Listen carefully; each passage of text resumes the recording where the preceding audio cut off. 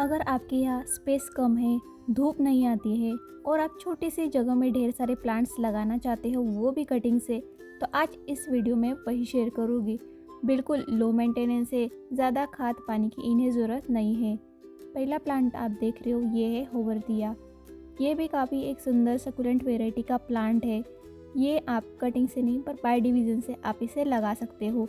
एक बार अगर आप इसे लगा देते हो तो ये अपने आप ही फैलते जाता है और फिर आप इसे एक से ढेर सारे प्लांट आसानी से बना सकते हो।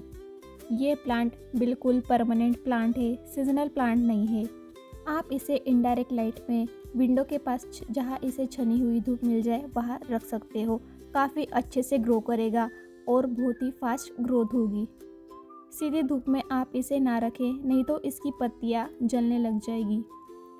और इसमें और वाटरिंग भी आपको नहीं करना है, क्योंकि इस प्लांट को और वाटरिंग यानी कि ज़्यादा पानी पसंद नहीं है, क्योंकि इसकी रूट बहुत ज़्यादा छोटी छोटी होती है। इसलिए आप इसको छोटे पॉट में आसानी से ग्रो कर सकते हो।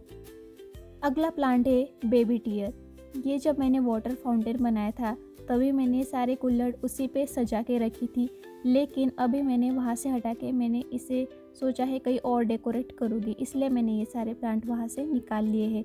फिर भी आप इनकी ग्रोथ देखिए, छोटे से पॉट में कितने अच्छे से ये ग्रो कर रहे हैं और ये कटिंग से आसानी से ग्रो हो जाता है। इसे आप ट्रेलिंग की तरह या हैंगिंग बास्केट में आसानी से लगा सकते हो। छोटे गमले में, कप में या फिर प्लास्टिक बॉटल में उन्हीं पौधों को लगाएं जिनकी ज़्यादा जड़ें फैलती ना हो और पतली जड़ें हो, ताकि आपको बार बार रिपोर्टिंग ना करना पड़े और छोटे ही गमले में वो सालों साल आसानी से चल सके। अगर आप मिट्टी के ऐसे छोटे कुल्हड़ का या किसी पॉट का इस्तेमाल करते हैं तो इसमें और वाटरिंग का अधिक खतरा नहीं रहता है, क्योंकि जैसे आप पौधों में पानी डालते हैं आधे से ज़्यादा पानी मिट्टी के गमले सोख लेते हैं, जिसकी वजह से इन गमलों में पानी ज़्यादा देर तक ठहरता नहीं है और फंगस नहीं लगता है और जड़ें भी खराब नहीं होती है।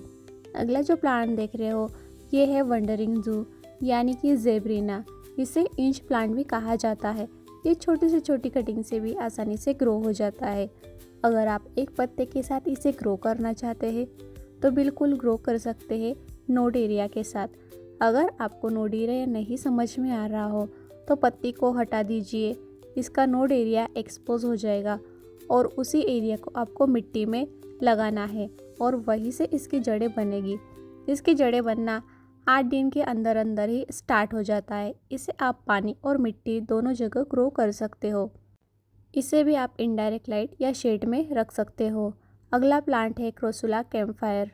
ये सकुलेंट वेराइटी का प्लांट है। बिल्कुल ये क्रोसुला यानी कि जेड प्लांट आपने सुना होगा, उसी वेराइटी का ये प्लांट है। ये भी छोटे से छोटी कटिंग से आसानी से ग्रो हो जाता है। इसका जो मदर प्लांट है उसी में से सेम ऐसे प्लांट बनते रहते हैं, जिसे आप डिवाइड करके इस तरह से छोटे गमले में लगा दीजिए और काफ़ी लंबे समय तक ये इसी में चलते रहते हैं। क्योंकि इनकी जड़ें ज़्यादा फैलती नहीं है, इसीलिए इन्हें ज़्यादा बड़े पॉट की ज़रूरत नहीं होती है। आप वाटर फाउंटेन बना रहे हो या कोई भी DIY कर रहे हो तो उसके लिए ऐसे छोटे छोटे प्लांट बिल्कुल बेस्ट ऑप्शन है। इस प्लांट को भी आप शेड में या इनडायरेक्ट लाइट में रख सकते हैं और वाटरिंग नहीं करना है। बटरफ्लाई की तरह दिखने वाला ये प्लांट ऑक्सलिस के नाम से जाना जाता है। आप देख सकते हो ये मैंने नारियल की जो शेल बच जाती है उसी में मैंने इसे ग्रो किया हुआ है। ये प्लांट कटिंग से नहीं बल्ब से ग्रो किया जाता है। इसके छोटे छोटे बल्ब भी लगा सकते हैं। अगर आप एक बल्ब भी लगाते हो इसका तो उसमें ढेर सारे प्लांट अपने आप ही बन जाते हैं। जब ये पौधा मैच्योर हो जाता है तो इसमें पिंक कलर के बेहद खूबसूरत फ्लावर भी आते हैं। और ये प्लांट भी बिल्कुल शेड लविंग प्लांट है। सीधे धूप में इसे नहीं रखना है, नहीं तो ये इसकी पत्तियां भी जल जाएगी और इसका कलर भी पूरा फेड हो जाएगा। इसके बल्ब में ऑलरेडी वाटर कंटेन होता है, इसलिए इसे ज़्यादा पानी देने से बचना है। रोयो प्लांट, जिसे बोट लिली के नाम से भी जाना जाता है, ये भी आप 3 से 4 इंच के गमले में आसानी से ग्रो कर सकते हो। हालांकि ये बहुत तेज़ी से फैलता है, इसके नए नए बेबी प्लांट्स निकलते हैं, तो आप इसे समय समय पर कटिंग करके उसे सेपरेट लगा सकते हैं। ये प्लांट भी मैंने कटिंग से ही लगाया है। इसे कटिंग से लगाना काफ़ी आसान होता है। इसकी कटिंग भी आप पानी और मिट्टी दोनों जगह लगा सकते हैं, पर बेहतर है आप मिट्टी का चुनाव करें, जिससे ये काफ़ी अच्छे से और जल्दी ग्रो करेगा। रोइयों में भी काफ़ी सारी वैरायटी आती है, एक पिंक शेड में आता है, उसे भी आप सेम इसी तरह से ग्रो कर सकते हो। काफ़ी हार्डी प्लांट है, अगर आप बिगनर हो तो ये प्लांट बिल्कुल आप खरीद सकते हो। ये किसी भी लोकेशन को टॉलरेट कर लेता है, यानी कि indirect light, bright light, shade और सीधी धूप में भी आप इसे रख सकते हो, कोई भी प्रॉब्लम नहीं देगा। नेक्स्ट प्लांट है सकुलेंट, यानी कि जेली बीन। सकुलेंट की जितनी भी वैरायटी होती है आपको उन्हें छोटे पॉट में ही ग्रो करना है। अगर आप बड़े पॉट का चुनाव करते हैं तो इसकी जड़ें बहुत जल्दी गल जाती है और ये पौधा ख़राब हो जाता है, क्योंकि इनकी जड़ें ज़्यादा फैलती नहीं हैं। और अगर आप बड़े गमले का इस्तेमाल करते हो तो ये इतना पानी अब्जॉर्ब नहीं कर पाएगा, क्योंकि इनकी रूट काफ़ी छोटी छोटी होती है। तो अगर आप किसी भी सकुलेंट वैरायटी के प्लांट लगा रहे हो तो छोटे गमलों का ही चुनाव करें। आप इसे किसी भी तरह के छोटे गमले में लगा सकते हैं, यानी कि वाटर बॉटल, मग। बस ध्यान रखना है कि उसमें ड्रेनेज होल ज़रूर बना ले, क्योंकि सकुलेंट वैरायटी के जितने भी प्लांट हैं हफ्तों तक बिना पानी के रह सकते हैं, लेकिन अगर आपने ज़्यादा पानी दे दिया तो ये पत्तियों के साथ ही पूरे गल जाएंगे। इन्हें आप इनडायरेक्ट लाइट से ब्राइट लाइट में रख सकते हैं। अगला जो पौधा है ये भी सकुलेंट वैरायटी का सीडम है। अगर आप इनकी समय पे प्रूनिंग करते हो या फिर आप इन्हें पत्ते से भी उगा सकते हो, तो ऐसे नए नए पौधे वहाँ से निकलते हैं जहाँ से आपने इनकी पत्तियाँ निकाली है। इनकी जड़ों को आप देखिए काफ़ी छोटी छोटी है और इसमें ड्रेनेज होल तो है, ड्रेनेज होल को कवर ना करने की वजह से काफ़ी मिट्टी गमले से बह गई है। तो ड्रेनेज होल आप जब भी बनाए उसमें कोई कपड़ा या फिर किस पेपर का इस्तेमाल ज़रूर करें, ताकि पानी के साथ मिट्टी बाहर ना आ सके। ये मैंने कुछ सकुलेंट है जो एक थिन पॉट में कटिंग से ग्रो किए हुए हैं। नेक्स्ट प्लांट है जीजी प्लांट। इसे भी आप छोटे से गमले में लगा सकते हैं, बिल्कुल 4 से 5 इंच का आप पॉट ले सकते हैं। ये पौधा छोटे पॉट में ही काफ़ी सालों तक चल जाता है। ये पौधा थोड़ा स्लो ग्रोइंग होता है, यानी कि धीरे धीरे ये फैलता है। आप देख सकते हो इसमें अभी नीचे से शूट्स आ रही है, ये मैंने कटिंग से लगाया था मानसून में। तो बिल्कुल आप इसे छोटे पॉट में लगाइए और रिपोर्टिंग की झंझट छोड़ दीजिए। इसे आप पत्ते से और स्टेम कटिंग दोनों से लगा सकते हैं और ये हवा को शुद्ध करने वाला प्लांट है, तो इंडोर के लिए ये बेस्ट ऑप्शन है। अगर आपके यहाँ पे ज़्यादा धूप नहीं आती है तो आप इसे शेड में भी रख सकते हैं। कॉइन जैसी पत्तियों वाला ये प्लांट है चाइनीज़ मनी प्लांट।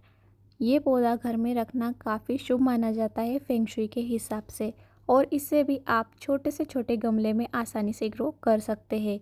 खूबसूरत पर्पल पत्तियों वाला प्लांट, यानी कि पर्पल हार्ट, इसे भी आप छोटे से छोटे पॉट में काफ़ी लंबे समय तक आसानी से ग्रो कर सकते हो। इसको अगर आप कटिंग से लगा रहे हो तो मिट्टी में ही लगाइए, पानी में इसकी कटिंग ग्रो नहीं होती है, यानी कि चांसेस काफ़ी कम होते हैं। रेड शेड वाला दिखने वाला ये पौधा है स्टार अर्थ प्लांट। ये प्लांट की जड़ें भी काफ़ी कम फैलती है और काफ़ी पतली होती है, जो कि वाटर सेंसिटिव होती है। जैसे स्पाइडर प्लांट में रनर निकलते हैं, सेम इस प्लांट में आप जो देख रहे हो बेबी पप्स निकलते हैं, और इन्हीं को आप डिवाइड करके अलग नए पौधे बना सकते हो।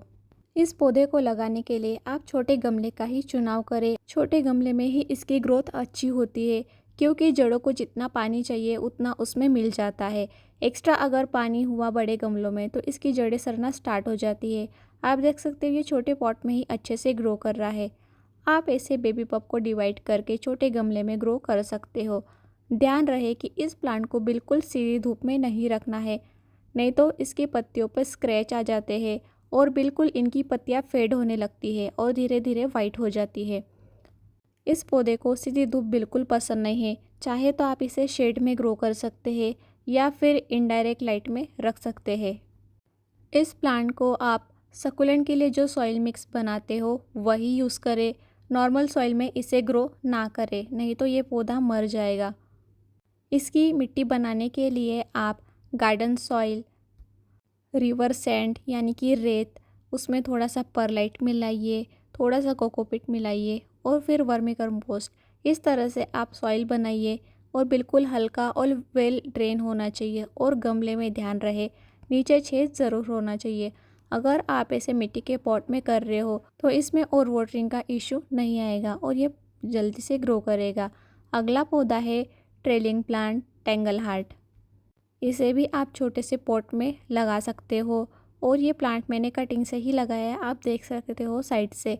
मैं और इसकी कटिंग लगा रही थी तो मैंने सोचा आपके साथ भी मैं शेयर कर दूं, क्योंकि हमारे पास स्पेस बहुत कम होती है, क्योंकि बालकनी छोटी होती है और हमें ढेर सारे पौधे ग्रो करने होते हैं।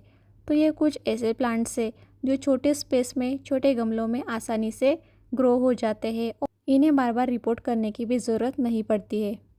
टेंगल हार्ट को भी आप इनडायरेक्ट लाइट में, ब्राइट लाइट में आसानी से ग्रो कर सकते हो।